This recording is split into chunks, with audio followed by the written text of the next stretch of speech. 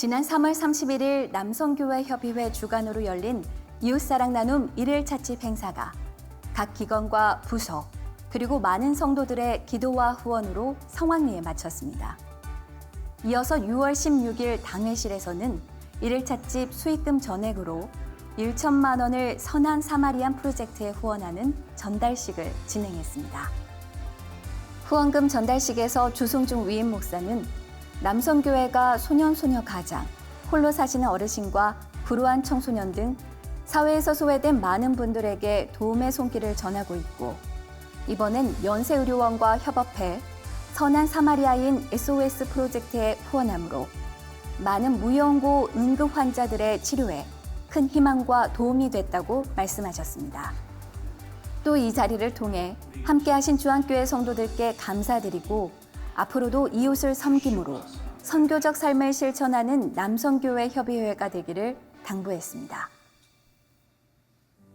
7월 주안온가족 새벽기도회가 7월 6일 오전 6시에 있습니다. 온 가족이 함께 나와 기도로 승리하는 7월 주온새 성도들을 초대합니다.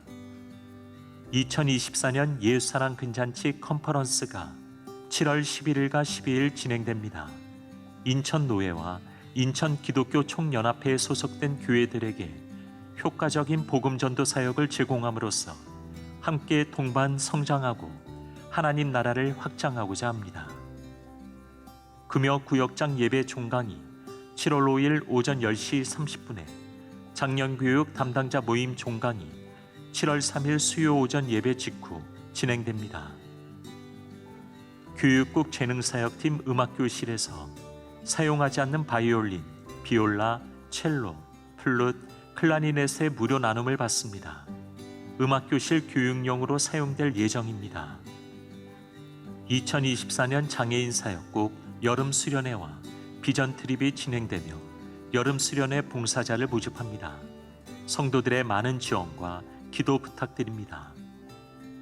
2024년도 여전도회 협의회 산상기도회가 7월 22일에 강화 성산 예수마을에서 진행됩니다. 모든 여전도 회원들의 많은 참여 바랍니다.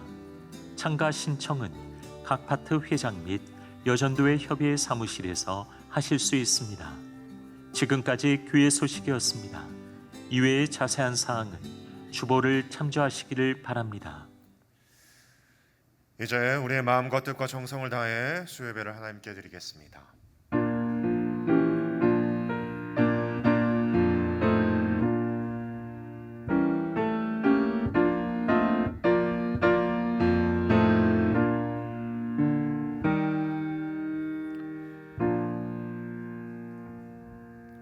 참 좋으신 하나님, 우리에게 오늘 하루를 허락하시고 우리의 걸음을 이곳 성전으로 인도하여 주시니 감사합니다. 하나님, 지금껏 우리가 받은 하나님의 은혜를 기억하며 그 하나님께 우리의 마음을 모아 주님을 찬양하며 주님께 예배드리오니 각 사람 마음 가운데 충만히 임하여 역사하여 주시옵소서. 하나님, 이 시간 가운데 우리가 나아가는 모든 마음을 주님께만 올려드리니 홀로 영광 받아 주시옵시고 오직 주님의 이름만이 높여지는 시간 되게 하여 주시옵소서. 예수님의 이름으로 기원하옵나이다. 아멘. 다 함께 찬송가 545장 찬양하겠습니다.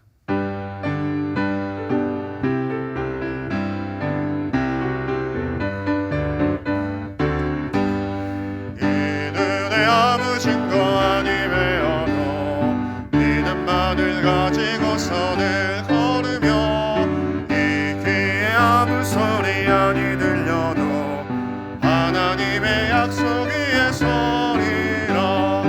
걸어가세 믿음 위에 서서 나가세 근심 버리고 걸어가세 믿음 위에 서서 눈과 귀에 아무 증거 없어도 어떠하든지 이미 얻은 증거대로 늘 믿으며 이 맘에 의심 없이 살아갈 때에 우리 소원 주 안에서 이루리. 걸어가세 믿음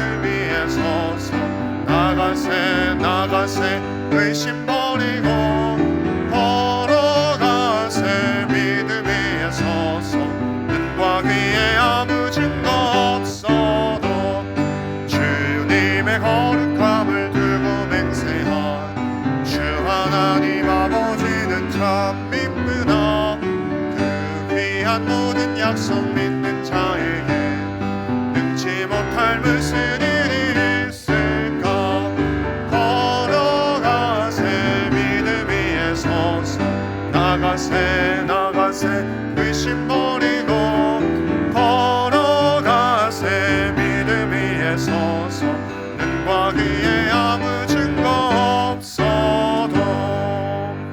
아멘. 이 시간 우리 주간 합심 기도 제목으로 함께 기도하기 원합니다. 먼저 하나님의 나라가 속히 이 땅 가운데 임하게 하여 주시옵소서. 남북한이 속히 복음으로 통일되게 하여 주시고 우리나라가 하나님을 경외하는 나라 되게 하여 주시옵소서. 한국교회가 성령으로 새롭게 부흥되게 하여 주시고 우리 주한교회가 선교적 삶으로 복음의 빛을 비추는 교회 되게 하여 주시옵소서. 마지막으로 위 목사님과 원로 목사님을 위해 기도하시고 오늘 말씀을 전해주실 송명 목사님을 위해서 기도하신 후에 23교구 이미주 권사님께서 나오셔서 기도에 인도해 주시겠습니다. 우리 이 시간 주님의 이름 한번 간절히 외치고 기도하겠습니다. 주님, 살아계신 하나님 아버지 감사합니다. 우리에게 또한 귀한 날을 허락하여 주셔서 우리의 걸음을 이 주한성전 가운데 인도하여 주셔서 기도할 수 있게 하여 주신 은혜 감사를 드립니다. 하나님, 이 땅 가운데 하나님 우리가 정말 주님의 뜻을 기하며 구하며 나아가는 우리의 모든 삶 가운데 성령님께서 역사하여 주시옵소서.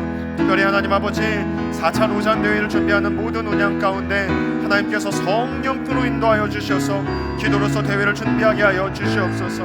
아버지, 이들 모두가 하나님의 종으로서 로잔대회를 섬기며 대회를 준비하는 모든 인간적인 연약함과 하나님의 영광을 가리는 일이 없도록 주님께서 모든 준비하는 손길 가운데 역사하여 준비하소서. 하나님, 이 남북한을 주님 손에 온전히 맡겨드리며 이 한반도 땅을 주님께 맡겨드립니다. 하나님 아버지, 북한이 행하는 모든 잘못된 행위를 그치게 하여 주시옵시고 닫혀진 문이 활짝 열려 그 땅의 복음과 필요한 물자가 자유롭게 오고 갈 수 있도록 주님께서 인도하여 주시옵시고 잘못된 우상을 섬기고 고통스러워하는 북한 주민들의 돌이켜서 그들이 온전히 하나님을 예배할 수 있는 그날이 속히 올 수 있도록 인도하여 주시옵소서. 하나님 아버지, 이 땅을 긍휼히 여겨 주시옵소서. 아버지여, 몸이 아픔에도 불구하고 치료를 받지 못하는 이들이 계속해서 생기고 있습니다. 하나님 아버지여, 대치와 타협으로 지금 접철되어 있는 이 땅 가운데 지혜로운 방법을 찾아 아버지 이로 인해서 고통받는 한우들과 가족들이 더 이상 생기지 않을 수 있도록 무엇보다도 여호와 라파의 하나님이 치유하신 이 땅 가운데 충만히 임하게 하여 주시옵소서. 아버지, 이로 해서 우리 한국교회가 더욱더 주님만을 붙잡으며 기도하며 나아가는 우리 한국교회 되기를 원합니다. 성령 충만함으로 임재하여 주시옵소서. 한국교회와 속해 있는 모든 성도들이 예배와 기도로 하나님께 나아갈 때 하나님 만나게 하여 주시옵시고 하나님이 주신 사명을 따라서 선교적인 삶의 자리로 나아갈 수 있는 우리 모든 한국교회의 성도들 될 수 있도록 역사하여 주시옵소서. 우리 특별히 우리 주한교회가 그 복음의 빛을 비추며 나아갈 수 있는 우리 주한 성도들이 되기를 원합니다. 하나님, 아무리 찾아도 결길할 수 없는 그 고난과 시련 가운데 놓이게 있을지라도 우리가 여전히 주님의 섭리의 손길 가운데 있다는 것을 기억하면서 그 믿음의 눈으로서 주님의 길을 바라보며 나아갈 수 있는 우리 주 안의 모든 성도들이 되게 역사하여 주시옵시고 그 눈과 귀를 열어 하나님의 섭리를 바라보게 하여 주시옵소서. 주님, 위에 목사님과 원로 목사님의 신호를 강건케 하여 주시옵시고 아버지와 말씀을 전하실 때마다 성령 충만케 하여 주시옵소서. 원로 목사님 지금까지 인도하여 주셨사오니 끝까지 붙잡아 주시옵소서. 아버지와 오늘 말씀 전해주실 송명 목사님 그 입술을 통해서 태어나신 말씀을 통하여서 오직 주님의 말씀이 선포되게 하여 주시옵시고 그 능력이 임하는 이곳 되게 역사하여 주시옵소서.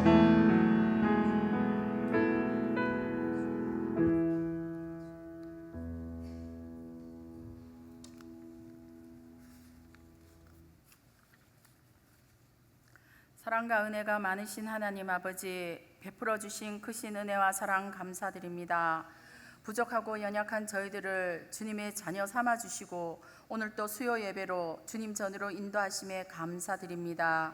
우리에게 베풀어 주신 그 은혜와 사랑 너무 크고 많은데 다 감사하지 못하고 당연한 듯 일상생활을 누리며 세상의 것과 타협하며 주님을 잊은 채 분주하게 살았음을 이 시간 고백하오니 용서하여 주시옵소서. 사랑의 주님, 이 시간 주님 전에 나아싸니 우리를 불쌍히 여기시고 긍휼을 베풀어 주셔서 주시는 말씀을 통하여 치유와 회복의 은혜를 베풀어 주시옵소서.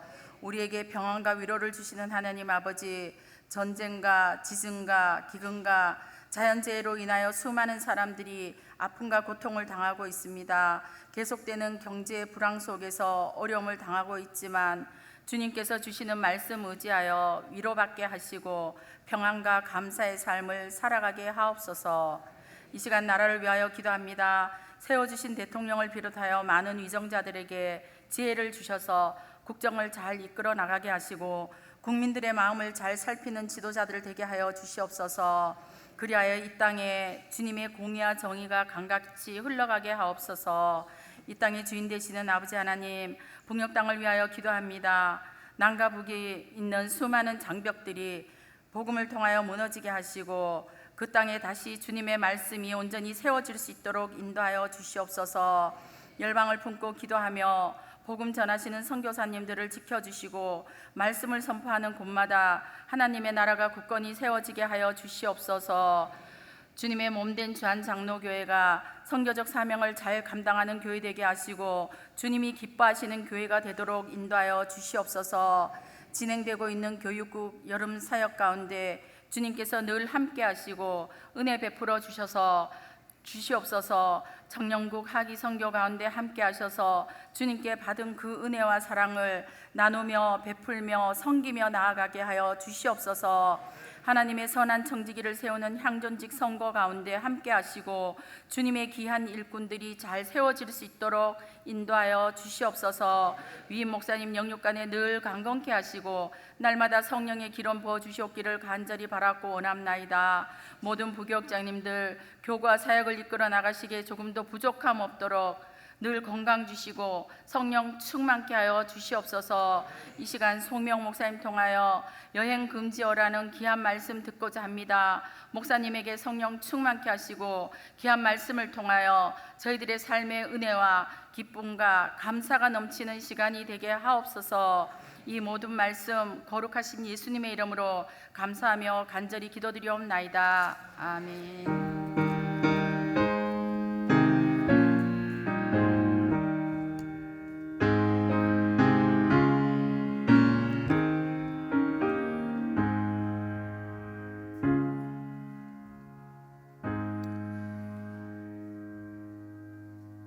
오늘 우리에게 주시는 하나님의 말씀은 구약성경 민수기 21장 1절에서 9절까지의 말씀입니다.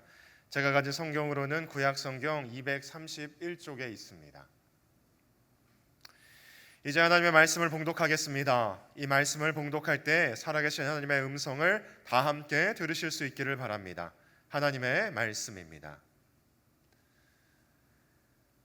네겝에 거주하는 가나안 사람 곧 야라세 왕 이스라엘이 아다림 길로 온다 함을 듣고 이스라엘을 쳐서 그중 몇 사람을 사로잡은지라.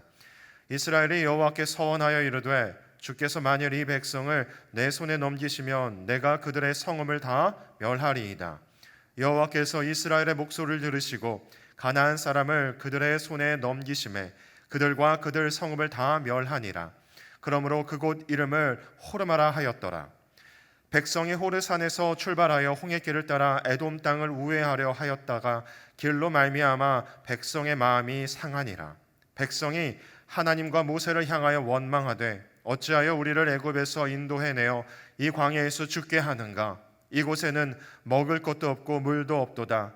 우리 마음이 이 하찮은 음식을 싫어하노라 하며 여호와께서 불뱀들을 백성 중에 보내어 백성을 물게 하심으로 이스라엘 백성 중에 죽은 자가 많은지라. 백성이 모세에게 이르러 말하되 우리가 여호와와 당신을 향하여 원망함으로 범죄하였사오니 여호와께 기도하여 이 뱀들을 우리에게서 떠나게 하소서. 모세가 백성을 위하여 기도하매 여호와께서 모세에게 이르시되 불뱀을 만들어 장대 위에 매달아라. 물린 자마다 그것을 보면 살리라. 모세가 놋뱀을 만들어 장대 위에 다니 뱀에게 물린 자가 놋뱀을 쳐다본즉 모두 살더라. 아멘.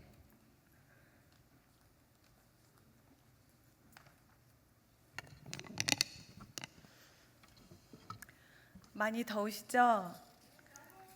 네, 장마까지 더해져서 습하고 더워서 체력까지 떨어질 수 있으니 이때 건강을 잘 챙기셔야 합니다. 우리 서로 건강하라고, 건강을 위해서 임영웅식 인사를 한번 해봤으면 좋겠는데, 아시나요? 임영웅 씨 팬들이라면 다 알고 있다는 건행 인사 혹시 알고 계십니까?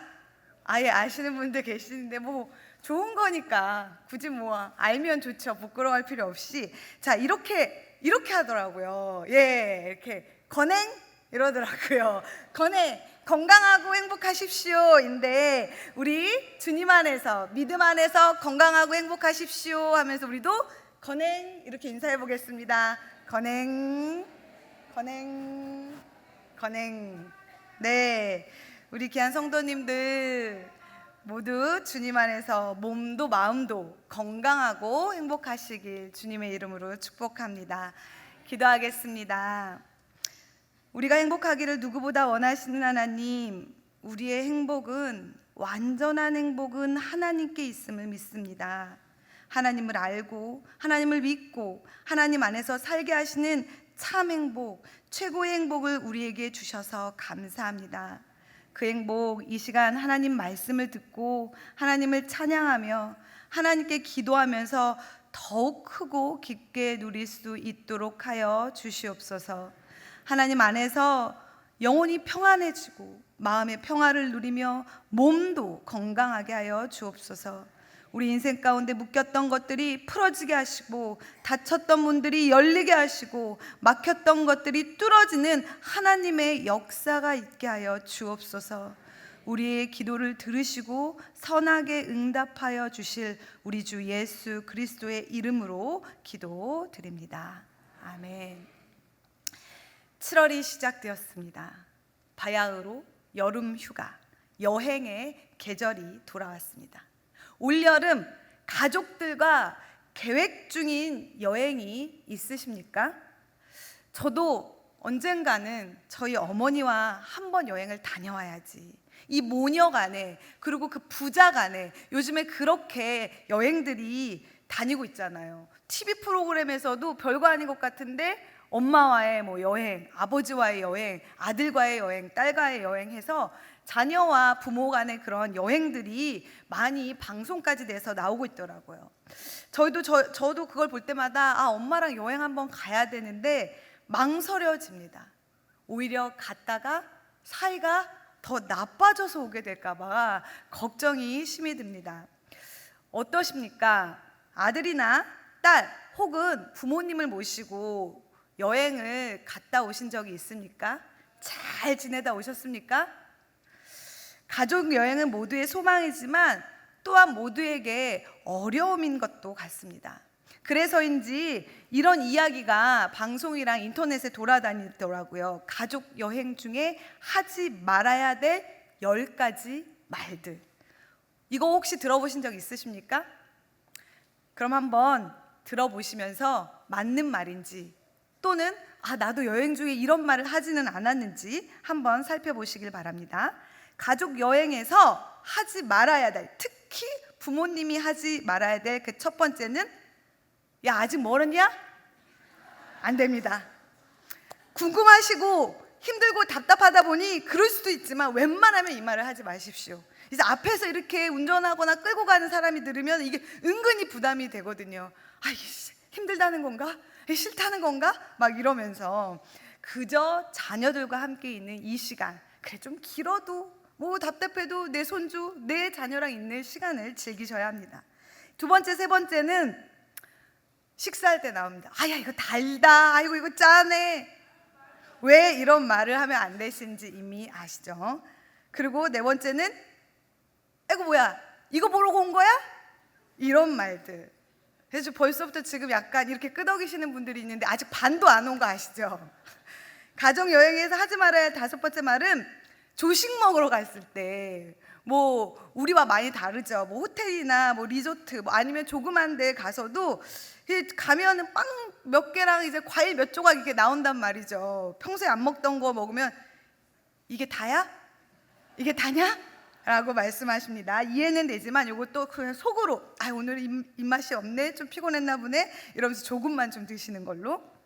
여섯 번째는 돈 아깝다. 일곱 번째는 이 돈이면 집에서 해 먹는 게 낫겠다. 또 하지 말아야 될 거, 야, 이거 무슨 맛으로 먹냐?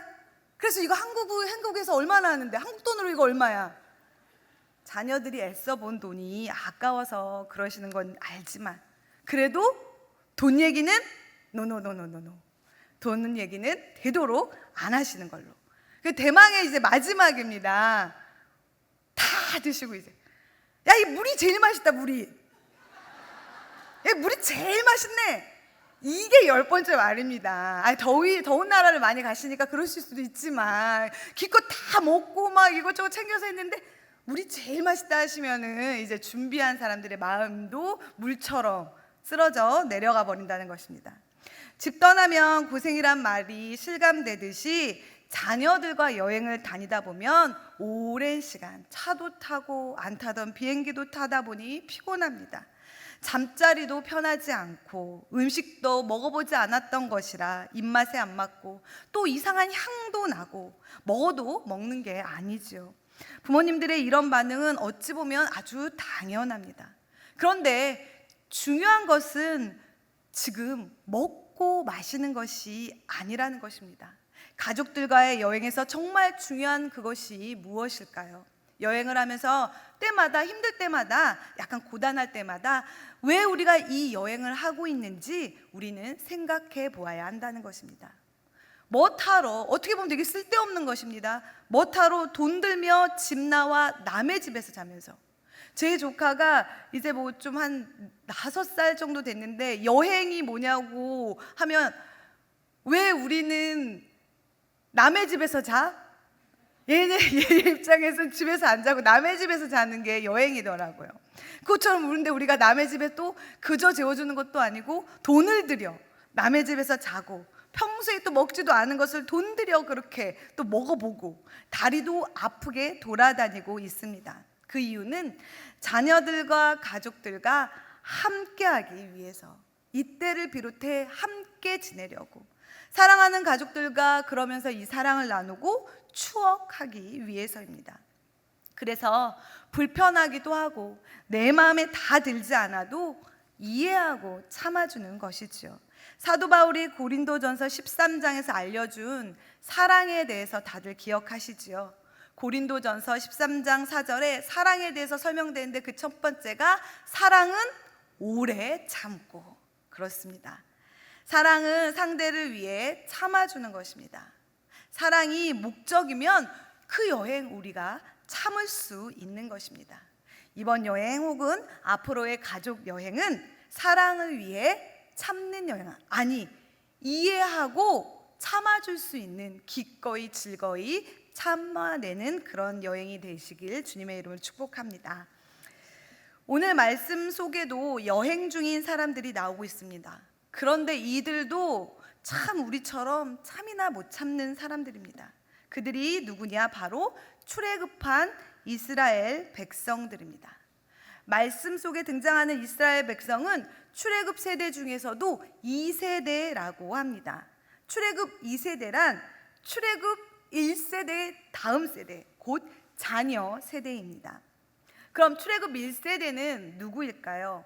애굽에 살았던 이스라엘 민족으로 모세를 통해 10가지의 기적을 애굽에서 경험하고 애굽을 나와 홍해를 건너 하나님께서 약속하신 땅으로 가기 위해 광야에 들어선 출애굽 초창기 세대를 말합니다.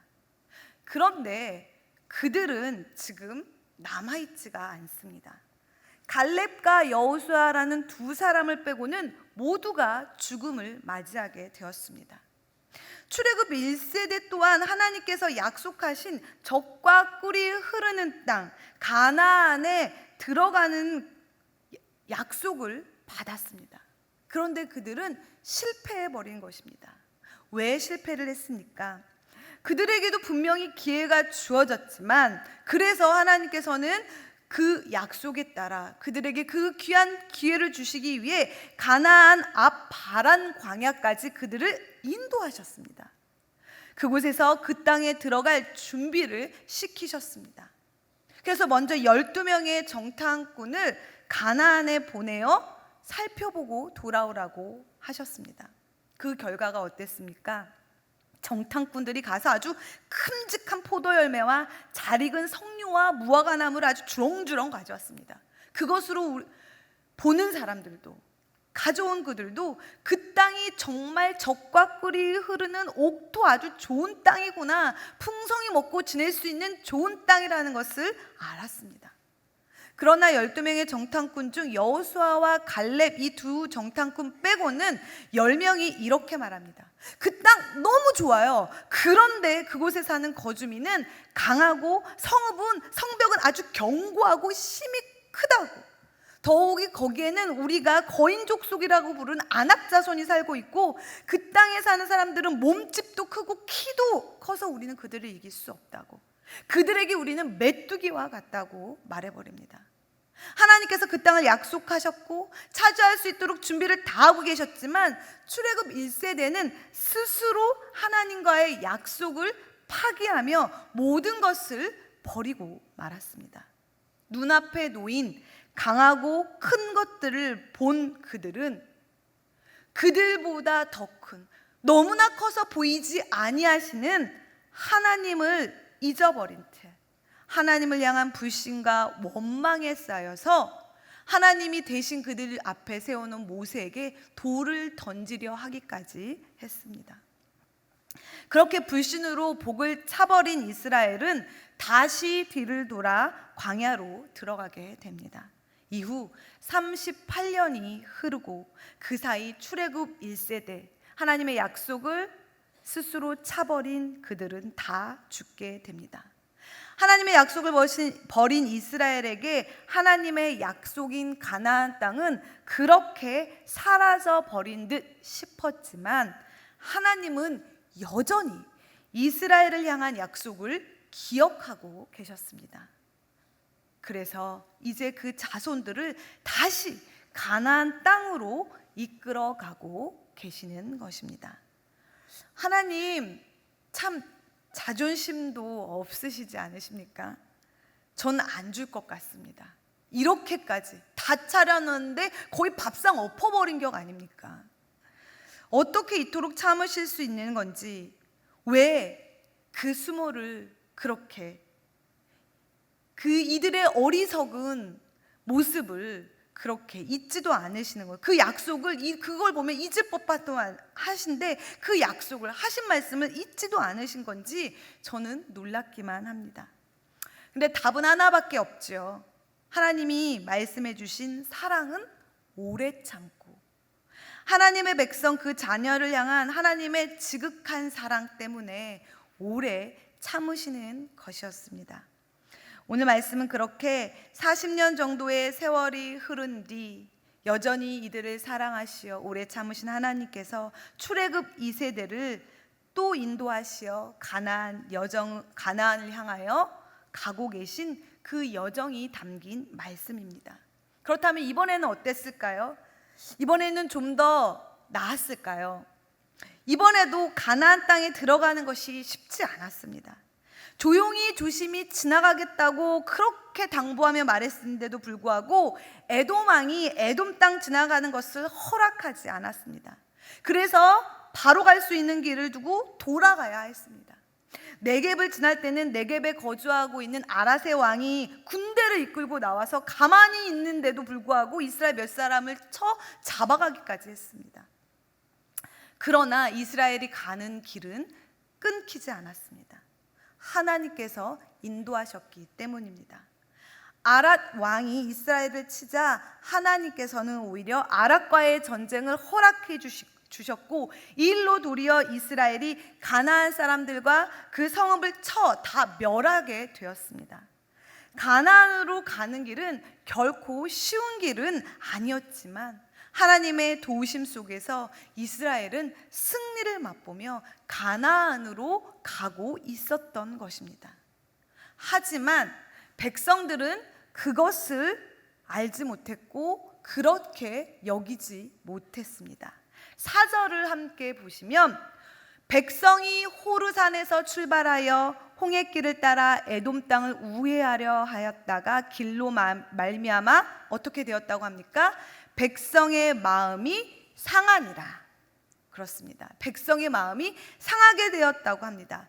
여기서 상한이라에 해당하는 히브리어 티크차르는 짧다라는 카차르에서 온 말입니다. 고로 이 말은 지금 마음이 짧아졌다, 곧 그들의 인내심이 짧아졌다, 참을 수 없게 되었다는 말입니다. 계속해서 길이 막혀 돌아가게 되자 백성의 마음이 점차 상하게 된 것입니다. 좋은 곳으로 즐기러 간 여행도 계속 길어지면 빨리 가고 싶은 생각이 들기에 마련이죠. 그런데 광야길을 이렇게 오래 걸어가자니 어떠했겠습니까?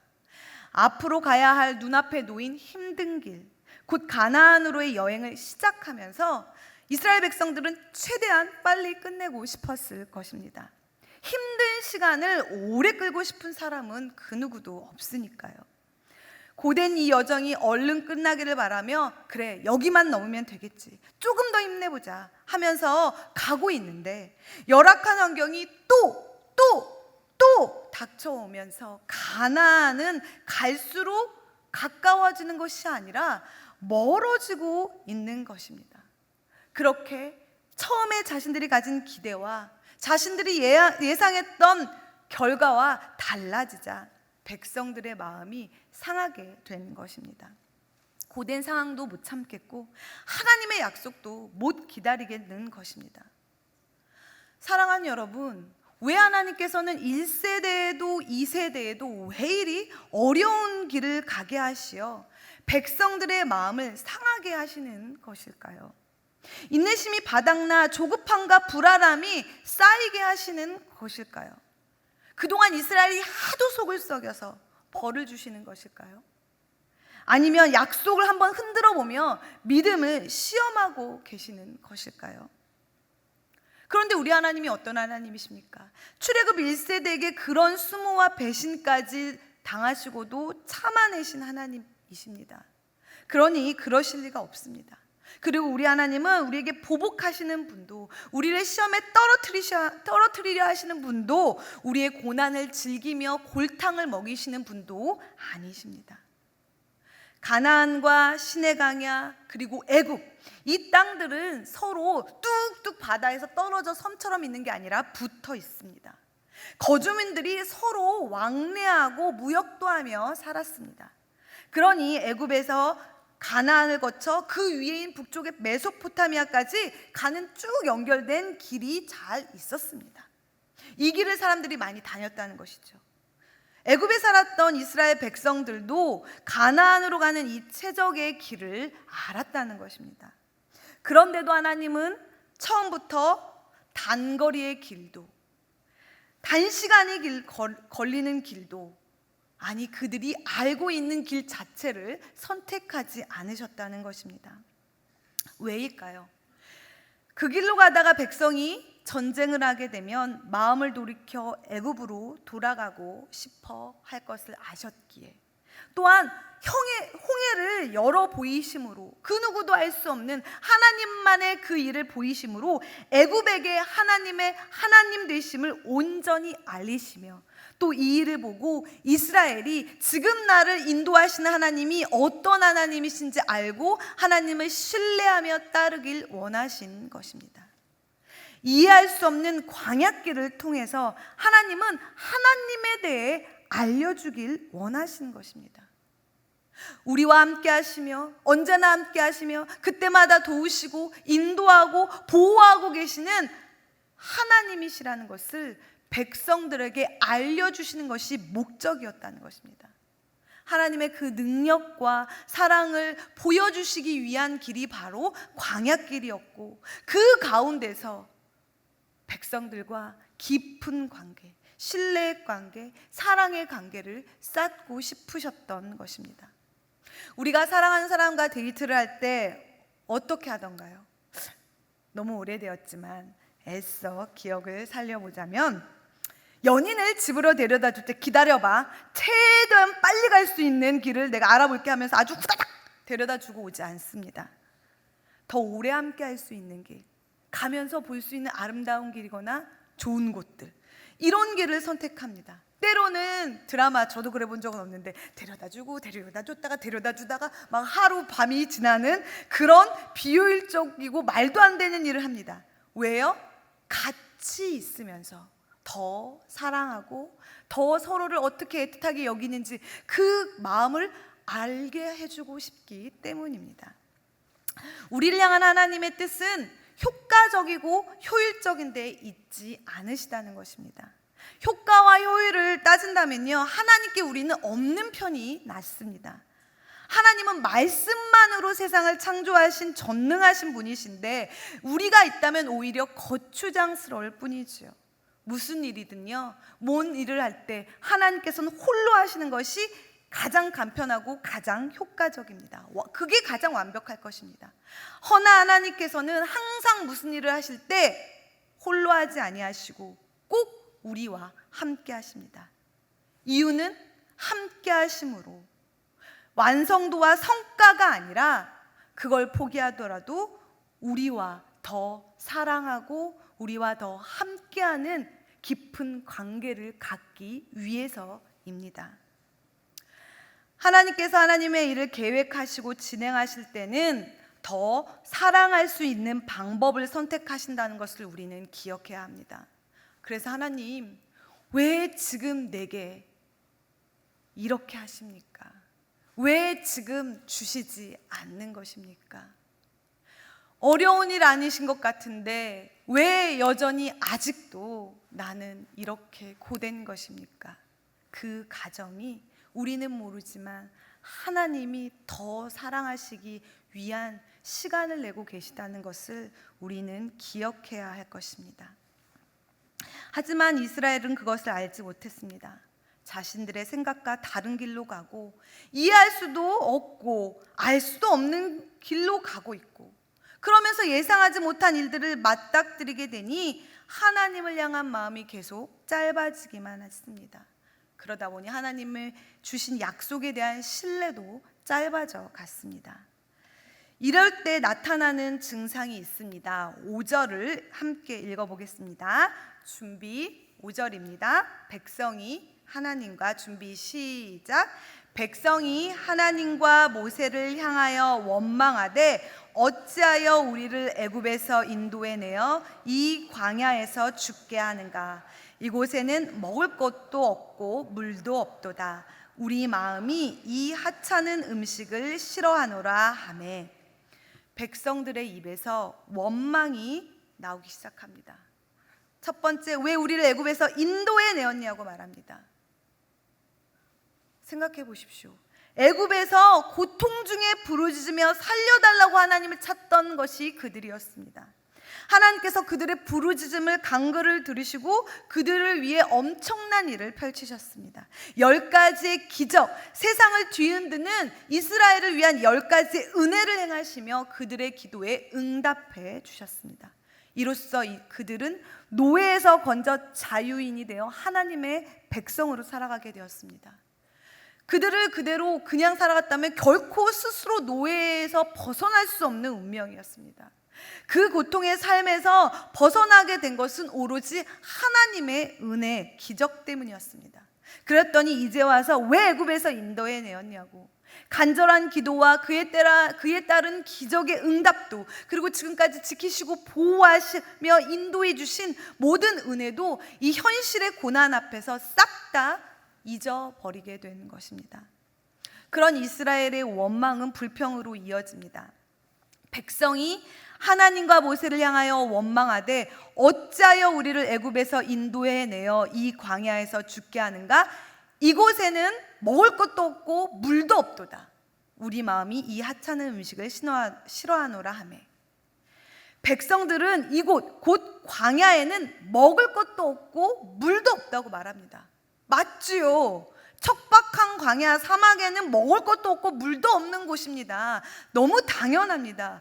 그런데 보십시오. 그런 그곳에서 하나님은 지금껏 그들을 먹이시고 입히시며 눕히셨다는 것입니다. 그들에게 필요한 모든 것을 공급해 주셨습니다. 아무것도 없어, 아무것도 공급받을 수 없는 그곳에서 하나님께서 그들에게 공급해 주심으로 이스라엘 백성 중에 누구 하나가 굶어 죽게 하신 적이 있느냐는 말입니다. 목말라 죽게 하신 적이 있느냐는 말입니다. 하나님께서는 죽을 수밖에 없는 광야에서 죽게 하는가가 아닌 살게 하셨다는 것입니다. 불평을 하다 보니 이스라엘 백성들은 진실까지 왜곡하게 되었습니다. 격해진 감정으로 인해서 순간 과장되게 불평을 하다 보니 그럴 수도 있지 않을까요? 아니요. 하나님에 대한 경외함을 잃게 되었기 때문입니다. 그렇지 않고서는 하나님 앞에서, 하나님이 얼마나 작게 보였으면 하나님 앞에서 거짓말을 할 수가 있겠습니까? 그렇게 심화되는 이스라엘의 죄는, 이스라엘의 악은 결국 참담한 죄를 짓게 만듭니다. 마지막 원망을 우리가 함께 읽어보겠습니다. 제가 따옴표를 쳐놨는데요. 자막을 보여주시면, 네, 우리 마음이 이 하찮은 음식을 싫어하노라. 여기서 이 하찮은 음식이 무엇입니까? 만나이죠. 하늘로부터 내려진 음식, 하나님께서 은혜로 주신 음식, 그들의 생명을 위해 주신 떡입니다. 농사하여 양식을 얻을 수 없을 때 하나님께서는 초자연적인 신비로 역사하시어 매일 이스라엘을 만나로 먹이셨습니다. 그런데 지금 이것을 하찮다고 말합니다. 하나님의 신비, 하나님의 기적, 하나님의 역사, 하나님의 은혜가 지금 그들은 하찮아 보이는 것입니다. 지겨워 진저리가 난다고 말합니다. 망언을 넘어 망령되이 행하는 죄를 지금 이스라엘이 범하고 있는 것입니다. 베풀어 주시는 매일의 기적이 일상이 되다 보니, 반복되다 보니 지루하고 지겨운 하찮은 것이 되었습니다. 그런데 이것이 이스라엘만 그럴까요? 오늘 우리도 살았습니다. 그래서 여기 있는데 어제도 살았고 그제도 살았고 1년 전에도 살았고 10년 전에도 살았고, 그런데 그런 유명한 말이 있죠. 오늘 우리가 주어진 이 생명은 어제 죽은 사람이 그토록 원하던 내일의 생명이라는 것. 언제 죽을지 모르는 게 오히려 이 세상의 당연한 지사입니다. 우리가 얼마 전 시청 앞에서 일어난 사건부터 누구의 잘못이라고 얘기할 수는 없는 사건들로 인하여 갑자기 생명을 잃게 되는 일이 허다합니다. 살게 된 것이 기적입니다. 감사입니다. 은혜입니다. 우리가 찬양 가사처럼 당연한 것 아니라 은혜라는 것을 잊지 않고 살아가야 될 것입니다. 잊는다면 우리도 이스라엘처럼 하나님의 기적을, 하나님의 역사를, 하나님의 은혜를 지루하다고, 하찮다고 말하게 되는 것입니다. 기다리던 것이 미뤄지고 생각과 다르게 흘러가다 보면 사람인지라 조급해지고 불안해질 수 있습니다. 그때 그러한 상황, 환경에만 집중하다 보면요, 안 좋은 상황과 그러한 환경에 갇혀버려 믿음의 시야가 좁아져 믿음이 흔들리게 될 수밖에 없습니다. 흔들리는 믿음은 감사 대신 원망을 가져오고 하나님 주신 은혜를 잊고 불평을 쏟아내게 만듭니다. 하나님을 경시하며 무시하는 죄까지 짓게도 만듭니다. 그렇게 불안과 원망은 가졌던 믿음을 불안에서 불신으로 변화시켜버리고, 그러다 우리에게 주신 하나님의 그 놀라운 약속까지 놓쳐버리게 된다는 것입니다. 이때는 눈을 감아버려야 합니다. 눈앞에 펼쳐진 불리하고 열악한 상황과 환경에서 벗어나 그 모든 상황 위에 계시며 그 모든 환경을 덮고 계시는 지금의 나의 이 모든 상황, 전후 사정, 그리고 앞일까지 완벽히 통제하시고 컨트롤하실 수 있는 완전하신 하나님을, 무엇보다도 나와 사랑하기 위해서 내게 가장 선한 걸 주시는 하나님을 보셔야 하는 것입니다. 기도의 히브리어 원어에는 기다림이라는 의미가 담겨 있습니다. 기도는 바라는 것을 아뢰어서 얻어내는 것이 아니라 하나님의 뜻을 기다린다는 의미라는 것입니다. 우리가 기도할 때 그래서 우리가 기도할 때 눈을 감는 것은 세상을 보는 것이 아닌 하나님을 보기 위해서가 아닐까요? 그렇게 세상 대신 하나님을 바라봄으로 하나님의 약속을 다시 기억하며 기다릴 수 있게 되는 것입니다. 기도로 하나님의 말씀을 기억하며 상한 마음, 곧 짧아지는 믿음의 인내를 참을 수 없는 것 같은 지금의 상황을 믿음으로 참아내는 우리가 되길 원합니다. 여러분은 잘못을 더해가는, 이렇게 계속해서 원망, 불평, 참담한 말까지 해나가는 자녀들이 있다. 그걸 보면 어떻게 하시겠습니까? 문제가 갈수록 더 커져가고 있는 자녀를 두고만 보실 수가 있습니까? 아이고, 알아서 잘하겠지, 언젠간 돌아올 거야, 냅둬, 이러지 않습니다. 진짜 부모라면, 좋은 부모라면 그럴 수가 없습니다. 더욱이 지금 죽을 길로 가고 있다면 이건 매를 들고 살아도 막아서야 할 지경입니다. 이처럼 하나님 아버지께서는 점차 죄를 더해가며 하나님을 향한 불신으로 향해 가고 있는 이스라엘 하나님의 백성을 가만히 내버려 두실 수가 없었습니다. 그래서 하나님께서는 불뱀을 백성 중에 보내어 백성을 물게 하십니다. 제가 새 번역본으로 6절을 준비해 보았습니다. 그러자 한번 읽어보겠습니다. 시작. 그러자 주님께서 백성들에게 불뱀을 보내셨다. 그것들이 사람을 무니 이스라엘 백성이 많이 죽었다. 불뱀이라는 고난이 백성들에게 닥쳤습니다. 하나님께서 보내셨다. 하나님이 주신 고난이었습니다. 고난의 결과가 어찌 되었습니까? 이스라엘의 원망과 불평이 멈추었습니다. 7절 보시면 백성이 모세에게 말합니다. 우리가 여호와와 당신을 향하여 원망함으로 범죄하였사오니, 드디어 이스라엘이 자신들의 죄를 깨닫게 됩니다. 회개가 일어납니다. 죄가 멈추게 되었습니다. 감사인 것입니다. 이어 이스라엘 백성들은 죄인인 자신들을 용서하실 하나님을 의지하면서 간구합니다. 함께 읽어봅니다. 7절에 여호와께 기도하여부터 읽어보겠습니다. 시작. 여호와께 기도하여 이 뱀들을 우리에게서 떠나게 하소서. 아멘.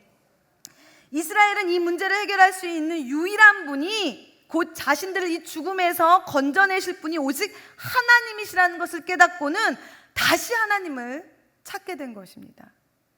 보십시오. 고난이 그들을 죄에서 돌이켜 하나님께로 향하게 했습니다. 그러니 우리가 고난을 어찌 그저 화일 뿐이라고, 재난일 뿐이라고, 아픔이라고만 할 수가 있겠습니까? 아닙니다. 오히려 이럴 때는 고난이 우리에게 복이라고, 다행이라고 고백할 수밖에 없는 것입니다. 하나님이 주시는 고난은 복입니다. 고난은 다시 하나님을 기억하게 하며 죄에 빠진지도 모르는 우리를 건져 죄에서 돌아서게 하셔서 우리를 살리시는 은혜입니다. 다시금 하나님과의 관계를 회복시키며 하나님께서 약속하신 그 복들을 주시기 위해서 하나님께서 지금 애쓰고 계시는 것이라는 것입니다. 고난을 피하려고만 들지 말고 고난 앞에 깨달음을 가지고 고난 앞에서 다시 돌이켜 하나님께서 주시는 더 큰 은혜와 복을 받을 수 있도록 준비될 수 있어야 합니다. 하나님께서 이스라엘을 죄에서 건져 구원하시는 방법을 좀 더 살펴보겠습니다. 하나님께서는 8절에서 모세에게 불뱀을 만들어 장대 위에 매달아라. 물린 자마다 그것을 보면 살리라 라고 말씀하셨습니다. 모세가 만들어 장대 위에 매달아 놓은 그 불뱀을 보는 것이었습니다. 불뱀을 노스로 모세가 만들어 장대 위에 매달았습니다. 모세는 거기까지 했고 백성들은 그저 그것을 쳐다보는 것밖에 없었습니다. 그 결과 그 말씀을 믿고 쳐다만 본, 그런데 그것을 하나님은 고급진, 아주 고급 용어로 순종, 순종으로 보시며 그들의 생명을 주셨다는 것입니다. 모세가 놋뱀을 만들어 장대 위에 다니 뱀에게 물린 자가 놋뱀을 쳐다본즉 모두 살더라. 아멘. 죄에서 용서를 받기 위해, 생명을 얻기 위해 백성들이 지불하거나 해야 될 일은 아무것도 없었습니다. 그저 눈을 떠서 놋뱀만 쳐다보는 것이었습니다. 그런데도 하나님은 그것을 귀하게 보시고 그 단순한 그 하나만으로도 그들을 회복시키고 살리시키셨다는 것입니다. 여기서 우리는 구원의 은혜, 구원의 진리를 보게 됩니다. 하나님께서는 하나님을 믿고 의지하는 자에게 구원을 베풀어 주십니다. 하나님을 믿고 말씀대로 행하기만 하는 그 누구에게든지 구원을 주신다는 것입니다. 이것이 우리가 얻은 최고의 은혜입니다. 지식, 도덕성, 경제력, 권력 등이 조건으로 붙었다면 하나님의 기준에서 그 누구도 우리는 구원을 얻을 수가 없었을 것입니다. 이 귀한 말씀은 신약으로 넘어와 요한복음 3장에서 예수님께서 예수님을 찾아온 니고데모와 대화하실 때 인용하십니다. 니고데모가 하나님 나라 곧 구원에 관해 예수님께 물으니 예수님께서는 거듭나야만 하나님 나라를 볼 수 있다고 하십니다. 거듭나야 한다고 하니 니고데모가 그럼 내가 다시 모태에 들어갔다 나와야 하냐고 말하는데 아니죠. 거듭남은 무엇입니까? 믿으라는 것입니다. 하나님을 믿는 믿음으로 거듭나라는 것입니다. 구원은 육체적인 것, 너희들이 지금 정해놓고 이거 하고 하면 되겠지, 저거 하면 되겠지, 니네들이 스스로 구원의 조건으로 만들어 놓은 이것을 행하는 것이 아니라 정말 구원을 주실 수 있는 분은 하나님이시고 하나님은 선하시고 하나님밖에 없다는 그 믿음으로 눈만 떠도 살게 하실 수 있다는 그 믿음으로 하나님 앞에서 거듭나라는 것입니다. 오직 예수님을 나의 주 그리스도, 우리를 위해 노뱀처럼 십자가에 들리신 예수님을 믿는다고 고백할 때 우리에게도 이 구원, 영생이 주어지는 것입니다. 사랑하는 여러분, 이 진리를 믿으십니까? 이 믿음으로 살아가고 계십니까? 오늘날 우리들도 참 광야 같은 세상을 살아갑니다. 광야는 거칠고 척박하고 메마른 살아내기 참 어려운 환경을 가지고 있습니다. 이것만이 아니죠. 이 광야에 불뱀까지 득실거리고 있습니다. 언제든 우리를 물어 죽이려 호시탐탐 노리고 있는 사단이 보낸 불뱀들이 여기저기서 우리를 노리고 있습니다. 그곳에 살다 보니 어쩔 땐 불뱀에 물리기도 합니다. 그런데요, 그렇다고 해서 우리는 너무 걱정할 필요도 두려워할 필요도 없습니다. 우리에게는 우리를 위해 십자가에 높이 들리신 예수님이 계시기 때문에 그 주님을 다시 부르고 눈을 떠 쳐다봄으로 다시 부르고 붙잡으면 주님이 우리를 다시 살리시기 때문입니다. 이 광야 같은 세상 속에서 수많은 악한 불뱀 사이에서 하나님이 우리와 함께 하십니다. 나를 지키고 보호하고 계십니다. 넘어져 쓰러져 뱀에게 물리면 치유하고 회복해 주십니다. 주님을 보면 우리는 언제든 다시 살 수 있습니다. 우리는 이 광야를 살아낼 수 있도록, 이 광야의 여정을 끝까지 마칠 수 있도록 노뱀처럼 들리신 우리 예수 그리스도의 십자가만 놓지 않으면 됩니다. 믿음의 여행 중이신 여러분, 하나님께로 가기 위해 세상의 광야를 걸어가시는 여러분, 가족여행의 금지어처럼 우리 이 믿음의 여정 가운데 금지어로 원망과 불평을 두시면 어떻겠습니까? 우리의 길이 때로 막힐 수 있고 돌아가게 되고 공격을 당하게 될 수도 있지만, 그래서 내 예상과 다르게 내 기대와 달라져 마음이 짧아지려 할 수도 있지만 그때마다 눈을 감고 다시 예수 그리스도를 생각함으로 원망과 불평은 입에서 막고 대신 눈을 열어 주님을 보길 원합니다. 우리는 상황과 환경이 아닌 하나님을 보는 사람들입니다. 그래서 믿음 있는 자들이고 세상과 다른 자들입니다. 세상과 다르게 고난이 없는 자들이 아니라 세상과 똑같은 고난을 겪는데도 그 가운데서 눈을 들어 하나님을 바라봄으로 참아낼 수 있는, 믿음으로 인내하며 살아갈 수 있는 길어진 마음으로 살아가는 것이 바로 우리라는 것입니다.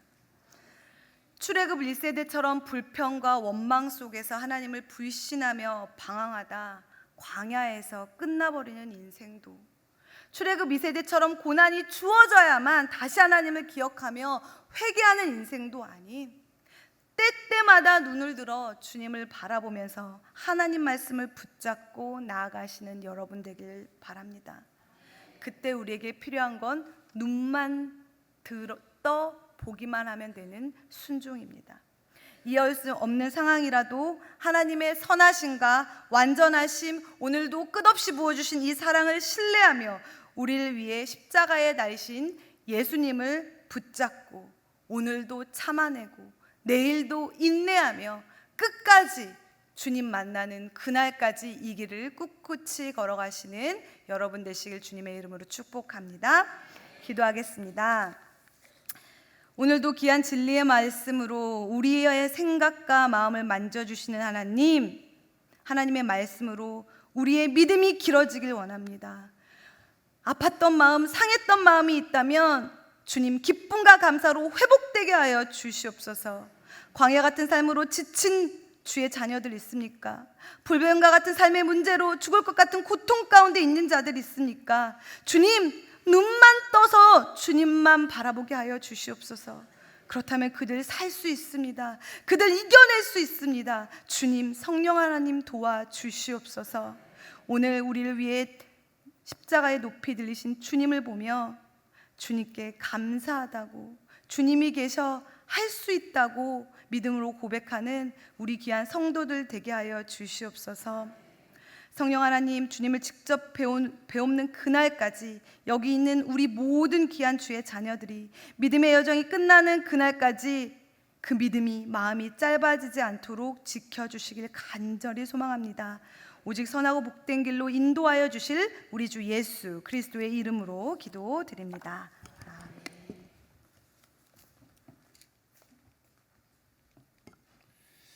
우리 다 함께 찬송가 342장 우리 다 함께 일어나셔서 찬양하시겠습니다.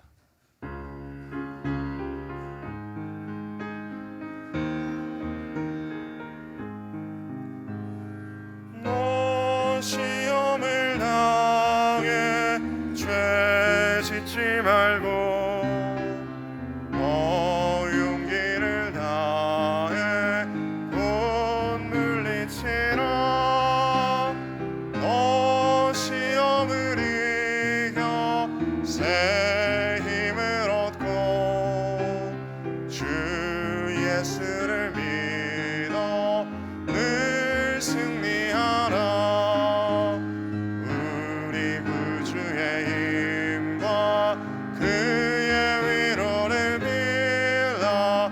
주님 내 편에 서서 항상 도우시리.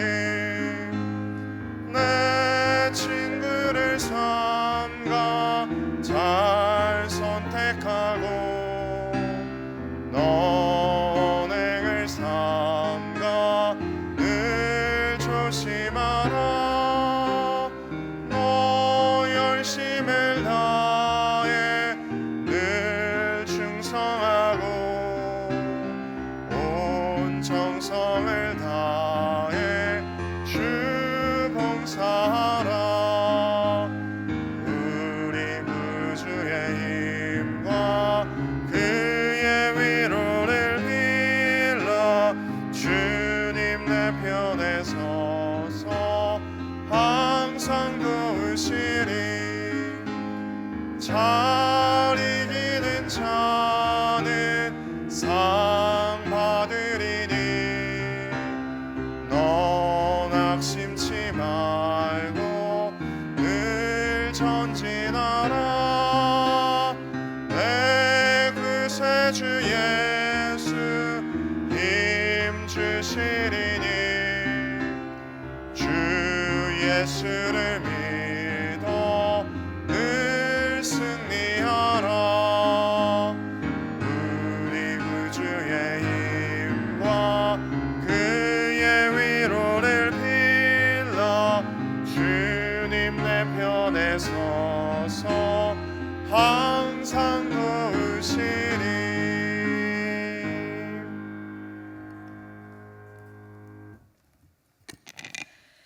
지금은 우리 주 예수 그리스도의 은혜와 하나님 아버지의 크신 사랑과 성령님의 함께하시며 교통하심이 우리를 구원하시기 위해 십자가에 높이 들리신 주님을 바라보며 광야의 삶을 두려움과 걱정이 아닌 기대와 소망으로 나아가길 원하는, 이해할 수 없는 상황과 힘들고 벅찬 환경 속에서도 하나님의 말씀을 기억하며 마음이 짧아지는 것이 아닌 믿음이 더욱 깊어지고 길어지기를 소망하는 이곳에 모인 주의 자녀들과 그들의 삶 위에 이제로부터 영원토록 함께하옵시길 간절히 축원하옵나이다.